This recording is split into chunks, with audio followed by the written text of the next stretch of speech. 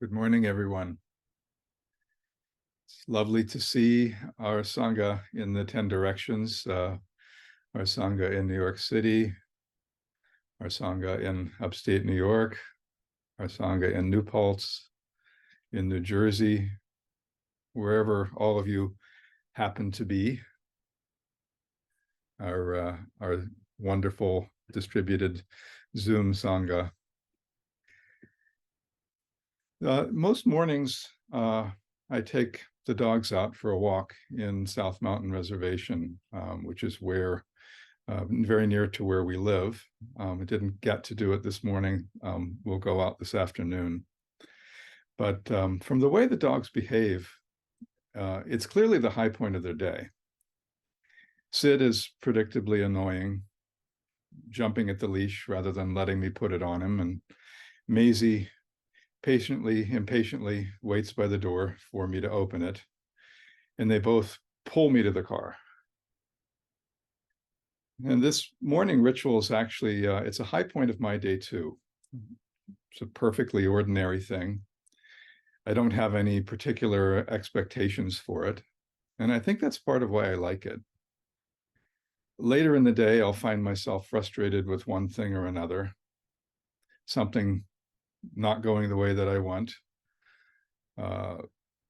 or something not happening that I want to have happen.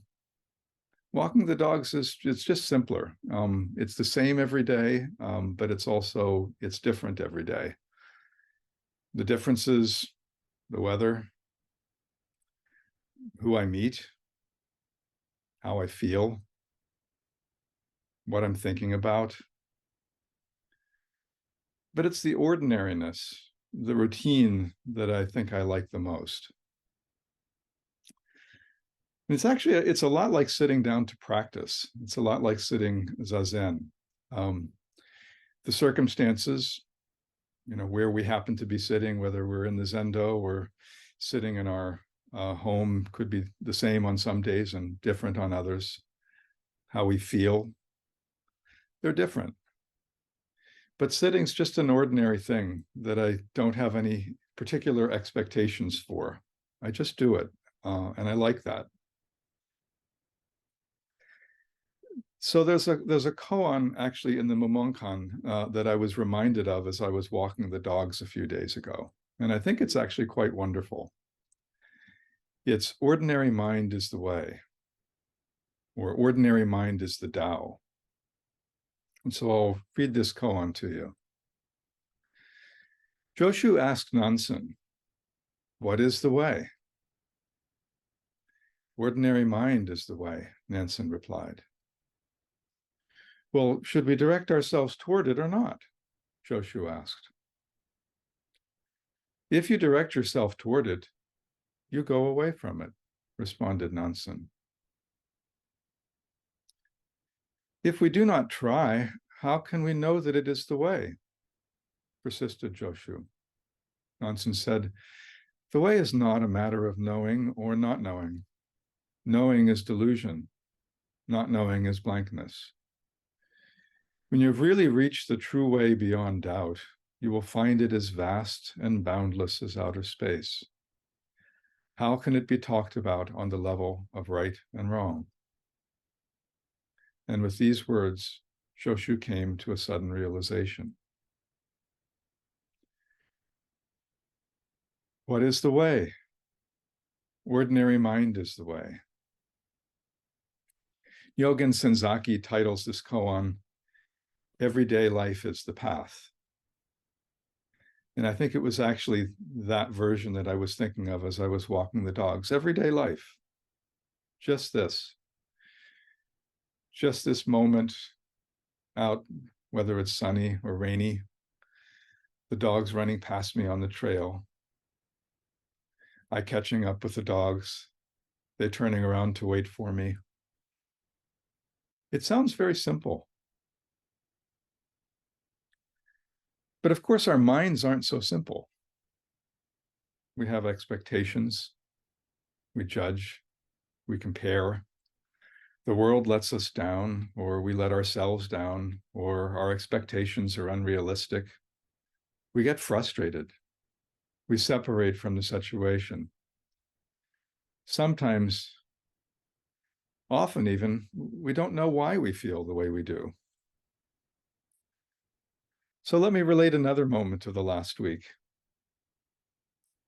I had to get up early on Thursday morning because I had an early doctor's appointment that I had to drive to, and it's about a half an hour away.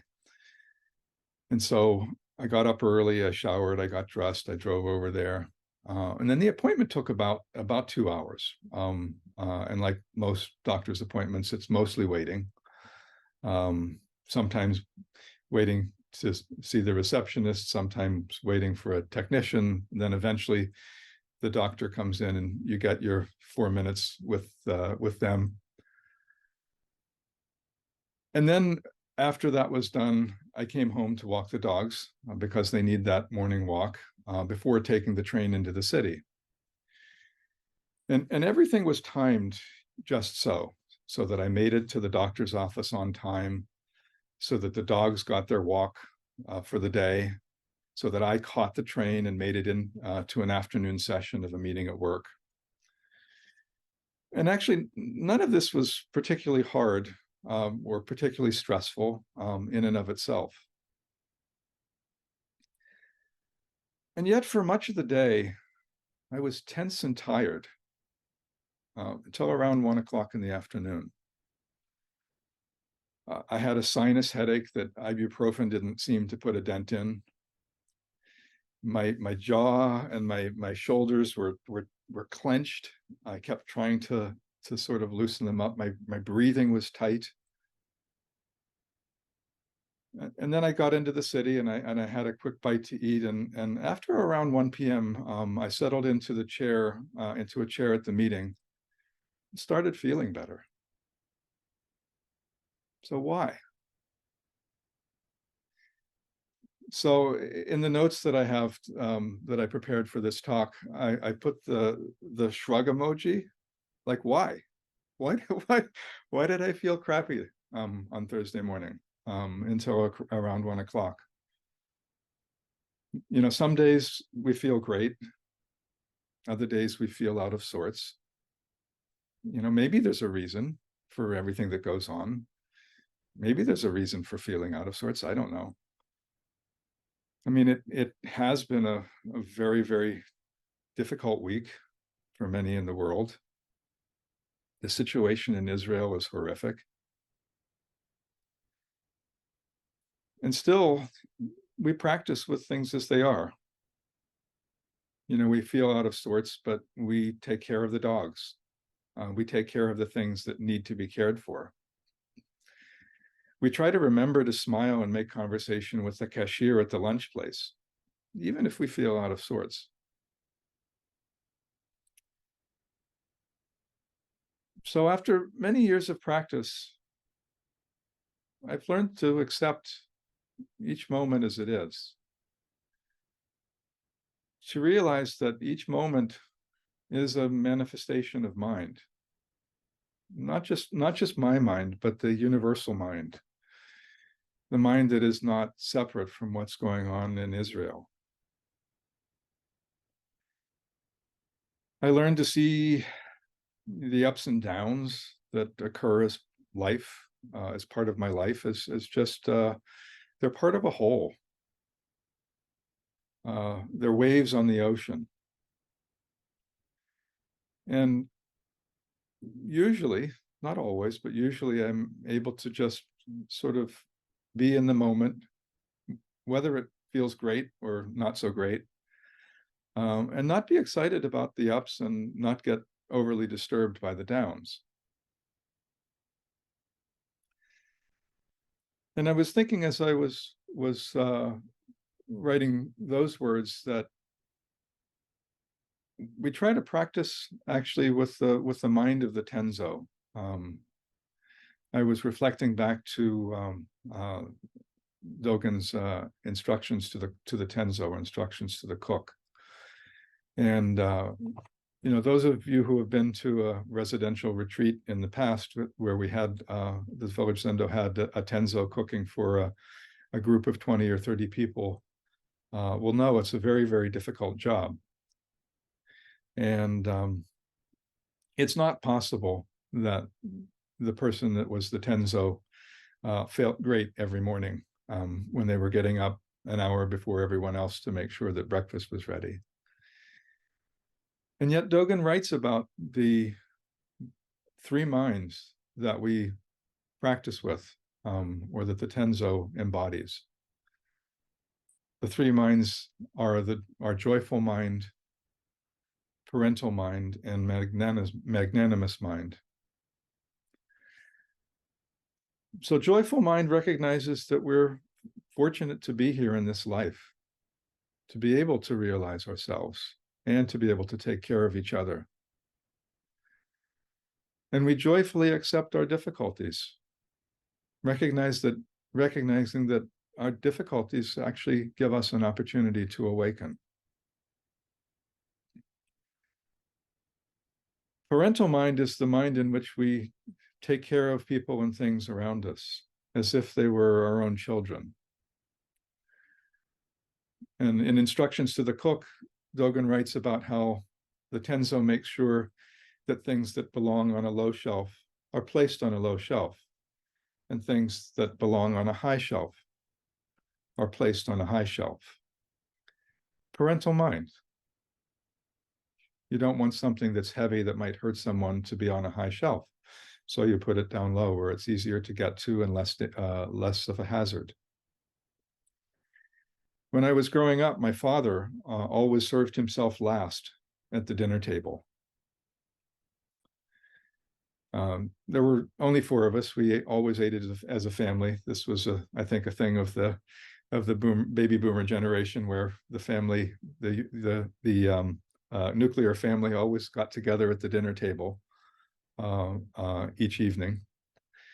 And my father always served himself last because he wanted to make sure there was enough to go around. And once everyone had food, he served himself. Parental mind. Magnanimous mind sees everything from the perspective of a Buddha. We don't fall into a one-sided perspective. We don't discriminate against ups or downs, great or small.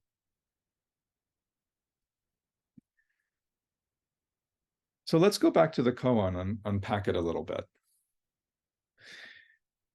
And I think it's important to recognize when reading this koan or working with this koan that Joshu here is a young man. He's very, very early in his practice. He's probably in his early 20s. Now, he's a sincere practitioner. He's come from northern China to southern China to practice with Nansen. So he's left behind an entire life in order to pursue the way. But he's still early in his practice. You might say that he's not yet passed through the barrier of no self and seen his true nature. And so he's sincerely asking Nansen for help.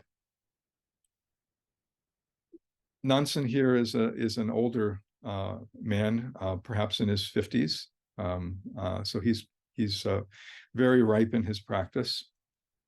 And he's the master that Joshu comes to for instruction. And Joshu asks Nansen, what is the way? And Nansen replies, ordinary mind is the way. Well, shall we direct ourselves toward it or not? Joshu asks. Well, if you direct yourself toward it, you go away from it, responds Nansen. But if we do not try, how can we know that it is the way? Asks Joshu. So how do you understand this response? Ordinary mind is the way.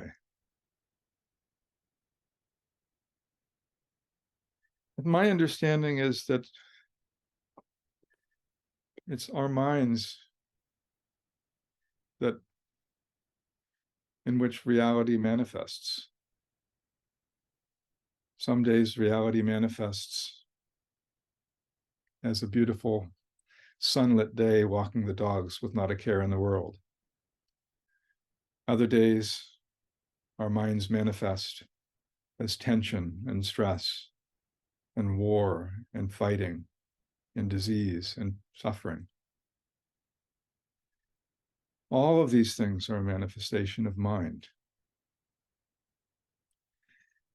So to Nansen, ordinary mind is the way, is this ordinary mind which transcends ups and downs, of which ups and downs are simply waves on the ocean. But Joshu doesn't see that. Joshu isn't there yet. To Joshu, he's struggling. And when he's struggling, he's suffering.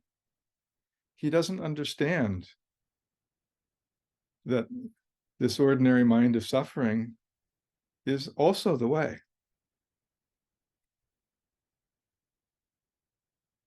This is why he needs to practice. It's why we need to practice.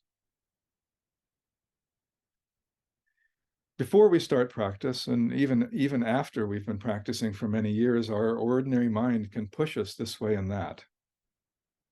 Our ordinary mind can be clouded by delusion because we see ourselves as finite, separate beings.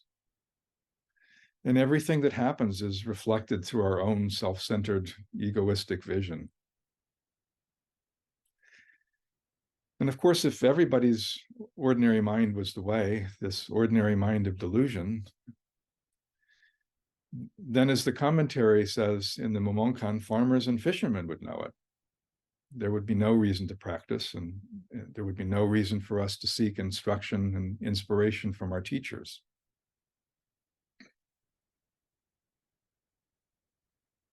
In the Faith Mind Sutra, however, it says, the great way is not difficult for those who have no preferences. When love and hate are both absent, everything becomes clear and undisguised. Make the smallest distinction, however, and heaven and earth are set infinitely apart. So ordinary mind, when we transcend our self-centered delusions, is the way. And when we transcend our self-centered delusions, love and hate are both absent. We respond to each other with care. We respond to each situation with equanimity. Make the smallest distinction, however, and heaven and earth are set infinitely apart. And we can see the consequences of distinctions all around us. There's the hate in which Palestinian sees Jew, and Jew sees Palestinian as other. Hate that's built up through years of war, deprivation, propaganda, walls being constructed, stories being told, lives being lived in delusion. And the consequences are horrific.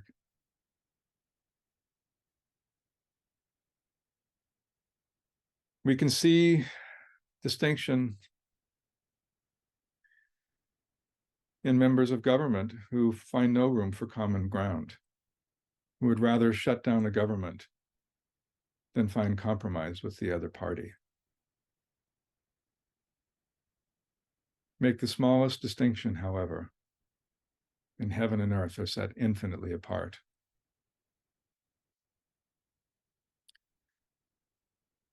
So how do I direct myself towards this mind that makes no distinction? How do I do that? If we want to live a spiritual life, it seems like we should direct ourselves towards it. But I think directing ourselves toward it means that we're pursuing an idea of enlightenment, an idea of what a spiritual life, a Zen life, looks like. And when we do that, we're separating from it. In fact, enlightenment itself is an idea. Delusion itself is an idea. And when we first start to practice, we use these words, our teachers use these words provisionally. They use the word enlightenment to give us some destination to focus on. And we begin to conjure ideas about what Zen practice is and what it must look like. But these ideas are not it. So Nansen says, if you direct yourself toward it, you move away from it. This is why actually in the Zen tradition, we don't explain too much. When you first come into a Zendo, and I hope you have an opportunity to come to the Zendo, someone will show you where to sit, give you a few basic instructions, but they won't give you a long lecture about how to behave in the Zendo. And then the bell rings and the period ends and you stand up. And if you turn the wrong way, and there's probably a 50-50 chance you're going to turn the wrong way for Kinhin, someone kindly corrects you and shows you the right way to turn. And of course, the first time this happens, you feel so ashamed. I did it wrong. Of course I did it wrong. It's the first time here. But then when you've been practicing for a long time and you turn the wrong way, you feel ashamed again because you did it wrong and you should know better. But it's just turning one way or the other. And if you turn the wrong way, just turn the other way. It's really okay. And that's what these corrections are meant to show us. And they also allow us to work with our reaction to being corrected, allow us to work with our reaction to being wrong.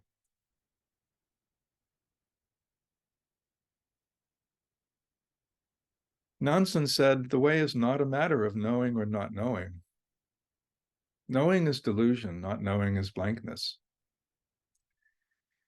When you've really reached the way beyond doubt, you will find it as vast and boundless as outer space. How can it be talked about on the level of right or wrong?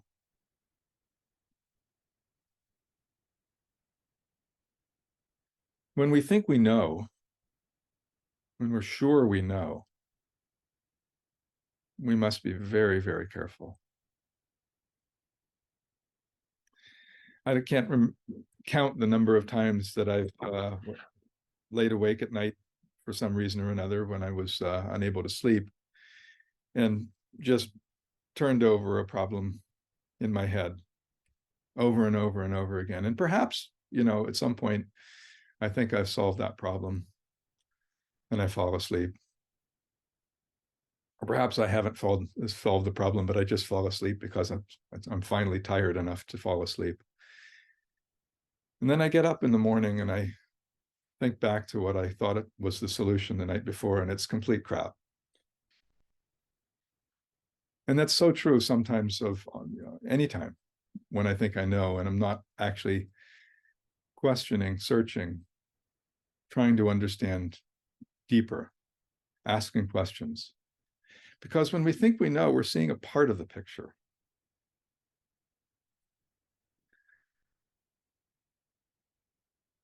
But this doesn't mean that we just say, whatever, man, it's all the same to me. Not knowing is blankness. We've been given a very powerful discriminating mind that we have to put to good use.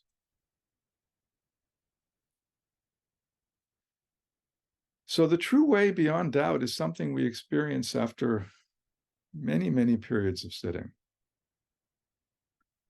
after great effort.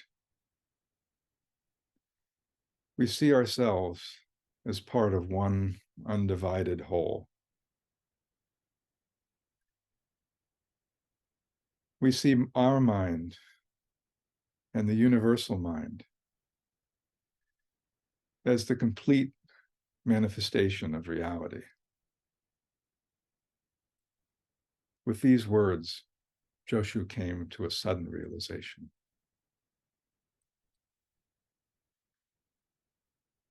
So Joshu had this young monk with Nansen's instruction had a moment of realization.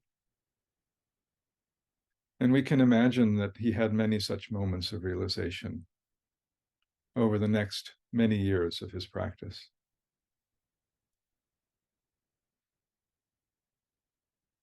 This is why in his commentary, Mumon says, even though Joshu may be enlightened, he can truly get it after studying for 30 more years.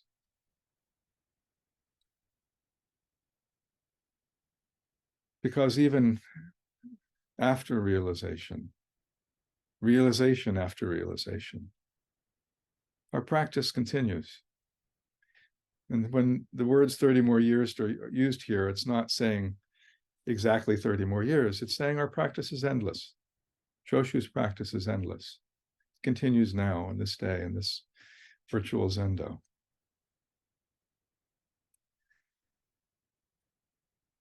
So there's a poem that, or a verse that ends this koan. I'll read it to you. Hundreds of flowers in spring, the moon in autumn, a cool breeze in summer, snow in winter. If there is no vain cloud in your mind, for you, it is a good season. So the first part of this poem describes the beauty of the four seasons. And of course, we all dream of a life that's filled with hundreds of flowers in spring and a cool breeze in summer. And sometimes it's like that, but not always. After the flowers bloom, they wither and go to seed. The autumn moon gives way to cold, rainy days. And with climate change, that cool breeze of summer may be missing for days on end.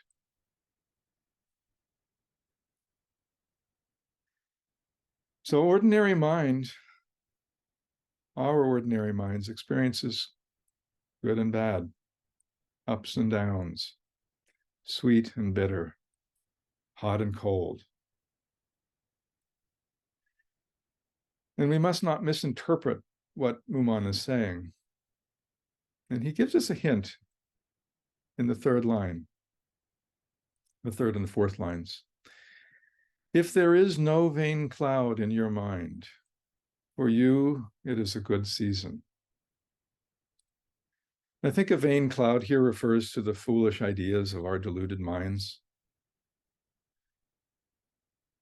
And if we don't attach to our foolish ideas, if we see through our foolish ideas, we can live freely. The last line echoes Unmon, who says, every day is a good day. We live with joyful mind. In the presence of ups and downs. Because once we've experienced this realm of no doubt, we just take every moment as it comes. And I'm getting older, and I still attach to so many things. But more and more, I'm able to just take joy in those attachments, recognizing them, seeing through them, letting them go, not letting them go.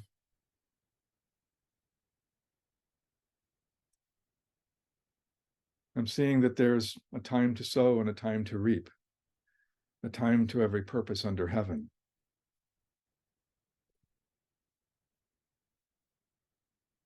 Ordinary mind, the mind of delusion, the mind of enlightenment. Practice each moment with ordinary mind. And may your practice continue endlessly.